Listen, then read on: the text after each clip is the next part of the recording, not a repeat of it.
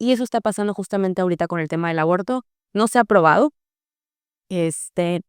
y me parece que no se va a hacer en fast track, ¿no? Al final es un tema muy complejo, y algo que a mí me gusta mucho decir es que cuando hablamos de regular algo, cualquier cosa, se regula en favor de la mayoría de las personas, ¿no? Entonces, regular el aborto también ayuda a que esté correctamente regulado la objeción de conciencia, o sea, que los médicos que no quieren practicar estos procedimientos los cuide la ley, que no tengan consecuencias penales también por no querer o por sí querer, ¿no? Porque podían tener consecuencias penales por ambos lados, ¿no? Exacto. Amigos de Yucatán ahora, bienvenidos a una nueva entrega más de En Contexto, donde platicamos con los personajes más destacados, trascendentales de Yucatán, y en esta ocasión, la diputada Larisa Acosta. ¿Qué tal, diputada? ¿Cómo estás? Muy bien, muy contenta de estar aquí. Oye, pues hay mucho trabajo en el Congreso del Estado. Te hemos visto muy activa en las iniciativas, siempre opinando de los temas, pero hoy, en este momento, pues hemos visto que la situación del tema del aborto ha estado pues en boga. La verdad, hay mucha desinformación. Hemos visto que hay gente que no ha entendido que Yucatán tiene que acoplarse a un mandato, y es lo que se está haciendo en este caso, ¿no? ¿Cómo está la situación ahora? ¿Cuál es el trabajo que están proponiendo el Movimiento Ciudadano para este tema? Sí, a ver, como tú dices, había mucha desinformación, ¿no? Yo recuerdo que incluso me llegó una cadena de WhatsApp que decía que ya se había aprobado el aborto, que se iba a aprobar al día siguiente.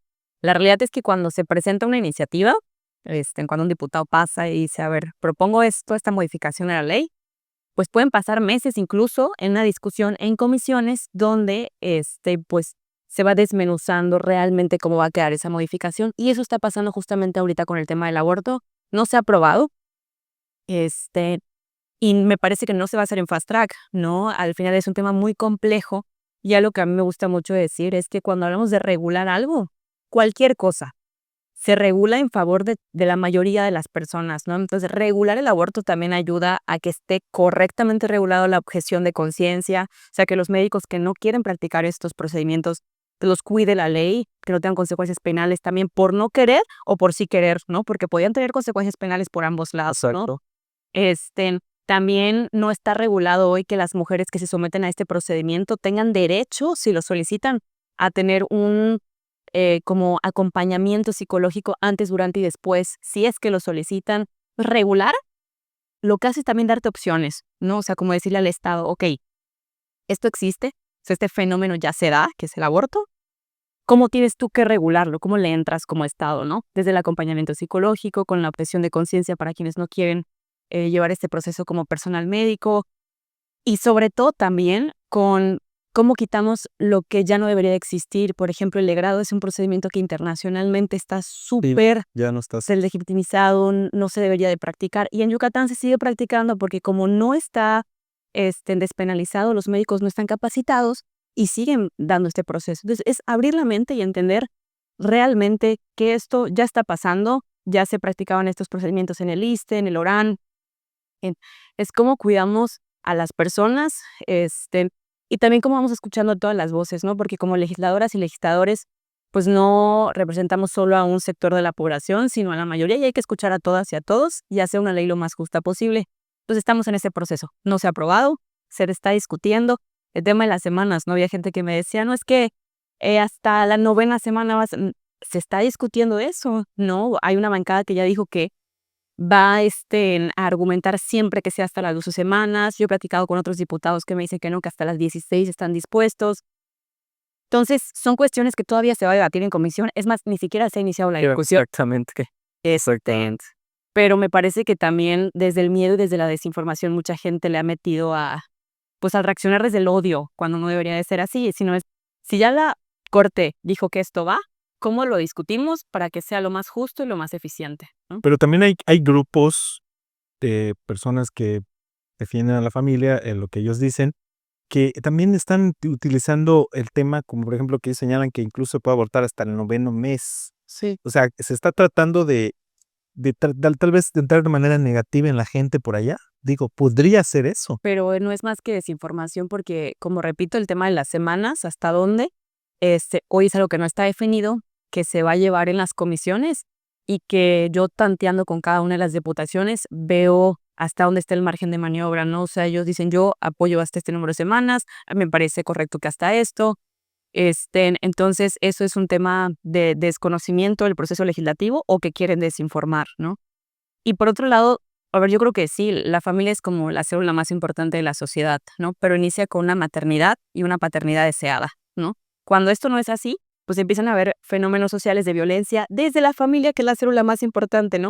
Entonces no se trata de imponer, sino que algo que debería ser muy bonito y deseado, que es la maternidad, pues sea en función como de la salud mental, de una decisión propia, que haya planeación. Hoy la realidad es que no hay planeación, no hay una cultura de la planeación familiar. Así es.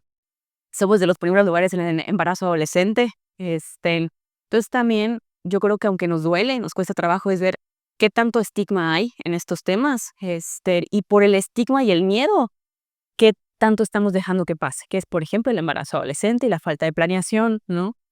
Este, pero, pero sí, yo creo que hoy ahorita hay mucha gente que se está moviendo desde el odio a favor y en contra, ¿no? Y es lo que no hay que dejar, ¿no? La discusión es sobre un fenómeno social que hoy está, que es una realidad, y tenemos que ver cómo se hace, cómo se regula de la forma más justa posible. A mí lo que me llama la atención es que las posturas en contra tampoco hablan sobre la responsabilidad, porque aquí es un asunto de dos, ¿no? O sea, tiene que haber un hombre y una mujer en este caso, pero ¿qué tanto ya se está teniendo el tema de que el hombre, pues, utiliza un método anticonceptivo, la mujer utiliza un método, o sea, que hay una responsabilidad de los 2 para que no tengamos que llegar a esto, ¿no? Para que a lo mejor no tengas que recurrir a un aborto. ¿Cómo se está abordando esa Sí, parte? a ver, hoy la cultura de la anticoncepción, digo, no es un tema ya de una legisladora propiamente, seguramente de los médicos y sociólogos, pero la cultura de la anticoncepción está cargada hacia la mujer, ¿no? Hay como 10,000 métodos para la mujer, eh, cuando, pues, quien tiene mayor capacidad reproductiva es el hombre, ¿no? Pero es un tema ahí de cultura, de qué tanto nos hemos abierto también a otras formas, entonces, que creo que hace falta mucho, invertirle al tema de planeación familiar. Entonces ahí también hay que apostarle esa parte, que la gente también, no solo decir no, también se comprometan a que cómo evitemos todo este tema, ¿no?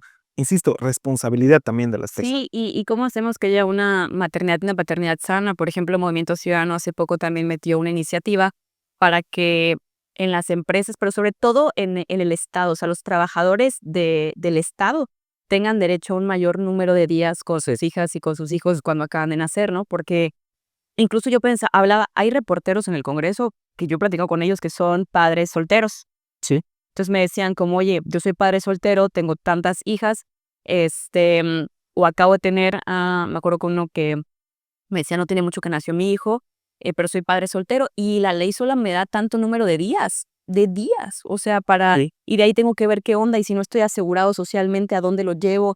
Entonces, no hay una cultura de cómo el Estado permite que haya una paternidad responsable. No es solamente que los hombres lo deseen. Yo platicaba con un amigo que me decía, yo quiero ser un padre responsable, ayudar a mi pareja, pero como que la ley está configurada para que yo no me involucre, ¿no? Realmente. Entonces, modificamos esto y también en el tema de la adopción hay muchas personas que cuando deciden adoptar se dan cuenta que solamente tienen 10 días para conseguir la escuela, o sea, para adaptarse, para que el niño, o sea, cuando es un proceso súper difícil, un niño, una infancia está llegando a una casa donde todavía se está adaptando y solamente va a tener 10 días a su mamá y a su papá concentrados en él porque ya tienen que reanudar sus labores, ¿no? Así es. Entonces, también es cómo hacemos que el Estado sea más sensible en esto y también cómo no perjudicamos a las empresas, ¿no? Ahorita la modificación solamente fue para los trabajadores del Estado. Okey, que ya tampoco haya tanto tabú, o sea, que el gobierno ya también deje de tener como que esa parte, ¿no? De que en los temas complicados, a lo mejor como que no existen, ¿no? Hago como que me hago de la vista gorda, ¿no? También sacar ese miedo del gobierno en todo caso. Sí, y al final, ¿cómo? A ver, vivimos en el estado más pacífico, ¿no? De todo el país. Pero yo siempre he dicho que no se puede medir la paz solamente con que no hayan narcomantas, con que no hayan balaceras, con que no hayan secuestros. Es también cómo se siente la gente, ¿no? Cómo se siente respaldada por el Estado, si hay o no discriminación. Y recordemos que en Yucatán somos el primer lugar en discriminación de todo el país. O sea, sobre todos los estados de la República, Yucatán es el primer lugar en discriminación, ¿no? Temas como el abuso sexual infantil están ahí a la alza, el tema de suicidios, ¿no? Siempre ha estado como en los primeros números. Entonces, hay un tema como del bienestar emocional que hoy no se está realmente reflejando en los números. Y me parece que hay que ponerle atención a eso. Diputada, pero no solamente estás trabajando, también con diputados antes, no solamente están trabajando el aborto, traen muchas iniciativas. ¿Cuáles son las que ya vamos a estar trabajando, ya metiendo, ya impulsando en el Congreso del Estado? Sí, una de las iniciativas que estamos justo ahora trabajando y que está impulsando Movimiento Ciudadano a nivel nacional es el tema de cuidados, ¿no? Cuando escuchamos la palabra cuidado, pues no tenemos conciencia de todo lo que significa. Y en un súper pequeño resumen, tiene que ver con que cuidar es un trabajo. Que tú, por ejemplo, tengas la responsabilidad de cuidar a tu mamá y a tu papá cuando ya están muy viejitos, es un trabajo, Así un es. trabajal. Y la gente que tiene privilegio puede pagar enfermeras, pero si no, es un trabajo grande. Y por otro lado, cuidar a tus hijos también, ¿no? Hay una estadística que muestra que cierto porcentaje de la población va a tener que cuidar a sus padres y a sus hijos al mismo tiempo y aparte trabajar si es que lo tienen que hacer. Entonces, muy complejo.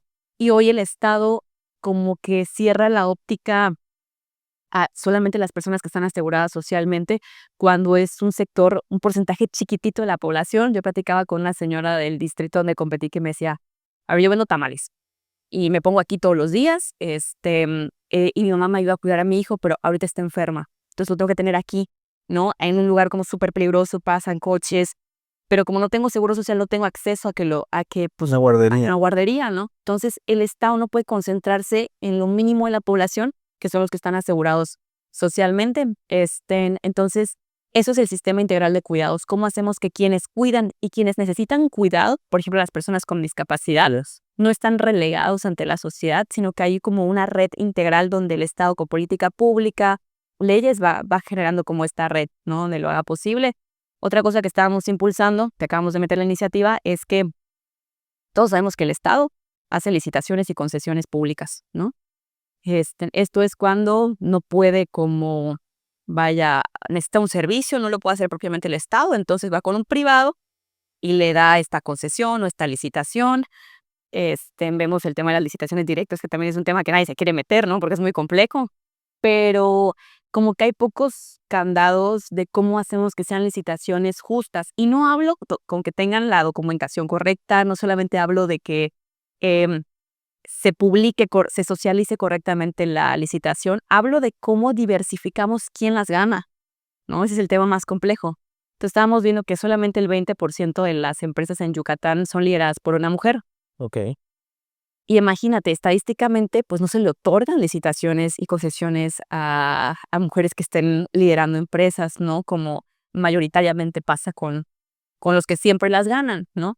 Entonces, ahorita lo que estábamos hablando con empresarias antes de meter la iniciativa es cómo logramos empujar al Estado para que genere política pública que haga que crezcan las empresas lideradas por mujeres, porque eh, había una persona que me decía, es que no se trata de si son hombres o son mujeres, es que la empresa cumpla con la prestación de servicio y listo, ¿no? Pero más allá de eso, creo que también es romper el quién tiene derecho a ganarlas, ¿no? Es como las candidaturas, cuando les pusieron a los partidos políticos que te tenían que tener 50% de candidatas mujeres. Exacto. Los ves así, Haciendo campañas. buscando en los municipios, invitando gente, pero quieras o no, eso genera pues una semillita, ¿no? De buscar, yendo a buscar liderazgos de mujeres. Eso hay que hacer con las empresas, ¿no? Empujar al Estado a generar la política pública y eso es poniéndole un porcentaje ahí para que las O sea, mujeres puedan que sean mujeres, empresas lideradas por mujeres las que se reciban también concesiones, ¿no? Y si no están habiendo suficientes empresas, pues entonces el Estado tiene que decir, aquí hay algo que no está bien, ¿cómo empujamos a que esto vaya creciendo, ¿no? Entonces es una de las cosas que hemos impulsado y otra muy importante es que se hizo en la campaña presidencial esta propuesta, pero como que el derecho a consumir arte o a tener acceso a la cultura, pues está muy concentrado en el gringo que viene y consume eh, esto como algo que se vende y ya. Okey. Pero yo platicaba con una persona que es de Espita y me decía, no hay, o sea, la Casa de la Cultura hoy no tiene funcionamiento. La mayoría de los papás y mamás en Espita trabajan en Quintana Roo, entonces los jóvenes se quedan sin hacer nada. La mayoría de escuelas en Espita no tienen canchas, entonces consumen drogas pues ni siquiera ya es marihuana, o sea, son drogas como el fentanilo que están ahí concentradas en Espita Y tiene que ver con cómo hacemos que esto se rompa, y para mí es deporte y cultura, ¿no? Y Y como cultura, no que les enseñen zumba. O exacto, sea, no, que no está mal, pero exacto. que tengan clases de música, de poesía, porque al final esto como que les saca de la realidad donde están, ¿no? Entonces, son de las cosas que hemos ido impulsando. O sea, que en los municipios llegue o las autoridades estén obligadas a procurarles cultura y deportes a su gente, ¿no? Que es lo que se busca en todo. Por ejemplo, ya hay municipios donde hay una orquesta sinfónica, Sí. pero no en todos, ¿no? Y es difícil porque en Yucatán tenemos 106 a comparación de otros estados de la república, pero no porque sea difícil es dejarlo ahí como, solo aquí y acá, ¿no? Es como diversificamos este acceso y lo democratizamos para las personas. Impulsar entonces a los ayuntamientos también para que Así es. generen políticas Y públicas. revisar cómo están funcionando esas casas de la cultura, o sea, si están en funcionamiento o no, porque, a ver, hay que ver cuánto costó hacer esa casa de la cultura y si la están usando, ¿no? Y realmente en cuántos municipios hay. Yo estaba haciendo una investigación donde solamente hay 30 casas de la cultura, pero la mitad están concentradas en Mérida y muchas de ellas son privadas. Pero el gobierno federal las tiene contabilizadas como casas de la cultura cuando son.